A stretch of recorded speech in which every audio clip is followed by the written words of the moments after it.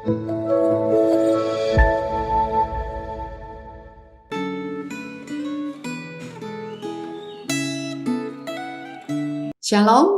Bapak Ibu Saudara sekalian, kita bersyukur kepada Tuhan kalau pada pagi hari ini kita masih boleh datang untuk bersaat teduh, membaca firman, merenungkan firman.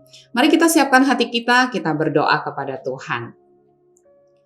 Tuhan, kami bersyukur kepadamu kalau pada pagi hari ini firman Tuhan tersedia bagi kami dan kami boleh merenungkannya untuk menolong kami, mengevaluasi hidup kami. Berbicaralah kepada kami ya Tuhan lewat firman-Mu. Di dalam nama Tuhan kami Yesus Kristus kami berdoa. Amin. Bapak Ibu Saudara sekalian, pembahasan firman Tuhan kita, pembacaan Gema sudah sampai kepada Kisah Para Rasul. Mari kita memperhatikan Kisah Para Rasul pasal 1. Saya hanya akan membacakan beberapa ayat untuk kita semua. Kisah Para Rasul pasal 1 ayat 3 berkata demikian, kepada mereka ia, yaitu Yesus, menunjukkan dirinya setelah penderitaannya selesai. Dan dengan banyak tanda ia membuktikan bahwa ia hidup. Sebab selama 40 hari ia berulang-ulang menampakkan diri dan berbicara kepada mereka tentang kerajaan Allah. Pada suatu hari ketika ia makan bersama-sama dengan mereka, ia melarang mereka meninggalkan Yerusalem dan menyuruh mereka tinggal di situ menantikan janji Bapa. Yang demikian katanya, telah kamu dengar daripadaku. Tetapi ayat yang ke-8, tetapi kamu akan menerima kuasa kalau Roh Kudus turun ke atas kamu dan kamu akan menjadi saksiku di Yerusalem dan di seluruh Yudea dan Samaria dan sampai ke ujung bumi. Bapak Ibu Saudara sekalian, catatan Kisah Para Rasul memberitahukan kepada kita bahwa Yesus tidak mati selamanya. Yesus mati dan bangkit, dia hidup. Seperti yang pernah dia janjikan kepada murid-murid, di sini sekali lagi Tuhan Yesus menegaskan kepada murid-muridnya untuk tunggu. Menantikan janji Bapa, yaitu datangnya Roh Kudus yang akan menyertai mereka dan memampukan mereka untuk mengemban tugas yang sudah Yesus percayakan kepada mereka, yaitu menjadi saksi tentang Injil. Di Yerusalem, di Yudea, di Samaria, sampai ke ujung bumi. Di dalam catatan Kisah Para Rasul inilah kita melihat, menyaksikan bagaimana Roh Kudus memakai murid-murid untuk melakukan perbuatan-perbuatan besar, memenuhi tugas menjadi saksi sampai ke ujung bumi. Roh Kudus yang dinantikan dan memenuhi para murid di abad pertama menjadi alasan yang menjelaskan keberhasilan dari kerajaan, Injil kerajaan Allah yang disebarkan kemana-mana. Bapak Ibu Saudara sekalian, kita juga adalah murid-murid Yesus yang dipercayakan misi untuk menjadi saksi yang menyebarkan Yesus kemanapun kita pergi. Di tengah-tengah dunia kita, di dalam keluarga kita, di dalam masyarakat kita, di tempat kerja kita. Kita juga sudah menerima Roh Kudus yang menyertai kita. Bagaimana cerita perjalanan kita bersama dengan Yesus? Bagaimana kisah penyertaan Roh Kudus di dalam hidup kita? Bapak Ibu, apakah kisah kita adalah juga kisah kesaksian tentang Roh Kudus yang bekerja melalui kita memuliakan Tuhan, menyaksikan Tuhan, menyaksikan kehebatan dari kuasa Roh Kudus yang menyebarkan keharuman dimanapun, kemanapun kita pergi?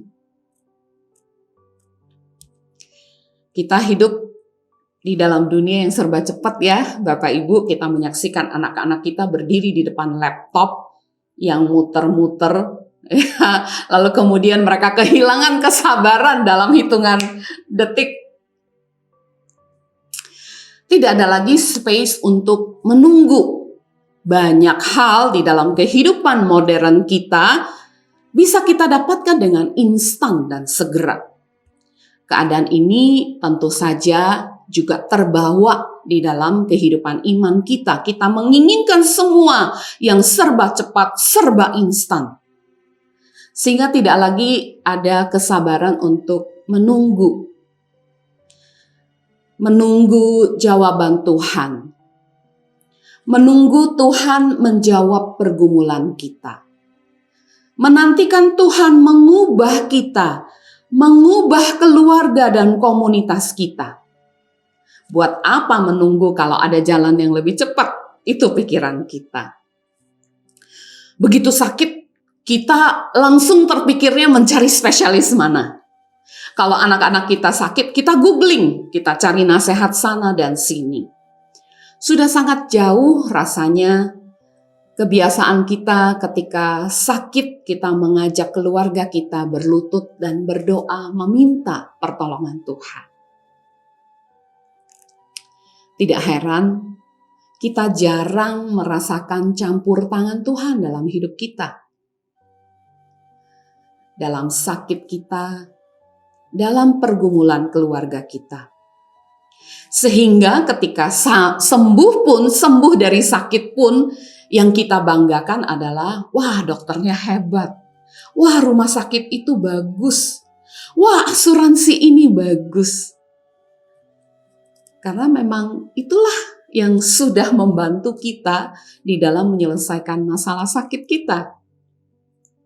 Dan tentu saja ini menjadi fenomena di dalam berbagai bidang kehidupan kita. Tidak heran Bapak Ibu, kesaksian kita tidak lagi tentang Tuhan dan pertolongannya. Tidak lagi tentang keajaiban dan kuasanya. Tidak lagi tentang campur tangan Tuhan di dalam kehidupan kita. Bahkan campur tangan Tuhan semakin terasa tidak relevan, jauh dari kehidupan kita. Sehingga antara iman kita dengan keseharian kita semakin jauh rasanya terpisah. Bapak Ibu, mari kita meminta Tuhan menolong kita. Kita adalah saksi tentang kerajaan Allah yang sudah menginvasi dan menguasai kehidupan kita, yang harusnya semakin merasakan Roh Kudus yang semakin nyata di dalam kehidupan kita sehari-hari. Sehingga kesaksian tentang bagaimana Tuhan terlibat menjadi berita yang mempromosikan, yang memproklamasikan Injil Yesus Kristus. Kesaksian tentang bagaimana Roh Kudus mengubahkan relasi keluarga yang rusak. Kisah tentang perbuatan baik yang diekstend sampai ke tempat yang jauh, yang mengubahkan kehidupan masyarakat. Kisah tentang pengorbanan besar karena bekerja melayani Tuhan. Kisah para Rasul pasal 1 yang tadi kita baca ayat 8, tetapi kamu akan menerima kuasa kalau Roh Kudus turun ke atas kamu dan kamu akan menjadi saksiku di Yerusalem, di seluruh Yudea, Samaria, sampai ke ujung bumi. Biarlah kembali menjadi catatan kisah Roh Kudus yang bekerja di dalam hidup kita, orang-orang yang percaya kepada Tuhan, di dalam hidupku, di dalam hidupmu.